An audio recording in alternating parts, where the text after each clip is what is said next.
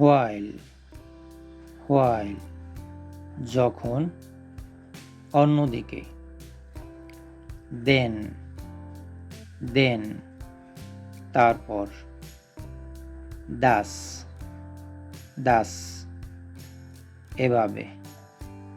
দো দো যদিও।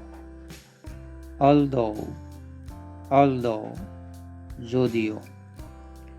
এরপর আমরা শিখব ইন্টারজেকশন। হুররে হুররে আনন্দসূচক উচ্চধ্বনি।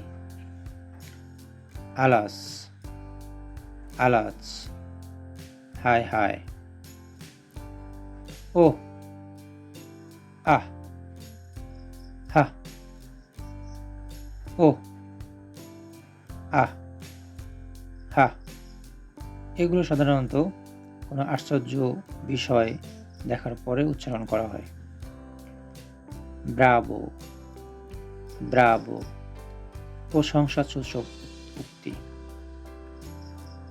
ব্রাভো ব্রাভো প্রশংসাসূচক উক্তি। ফাই ফাই ফাই ফাই সি সি। নিস্তব্ধতা। টুট টুট টুট টুট সি চুপ থাম। সাধারণত এই শব্দগুলো হচ্ছে ইন্টারজেকশন। কোনো আকস্মিক মনের ভাব, আনন্দ, দুঃখ, আশ্চর্য এগুলো প্রকাশ করার জন্য ব্যবহৃত হয়।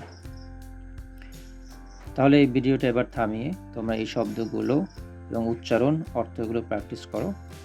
5 থেকে 7 বার প্র্যাকটিস করবে, তাহলেই হবে।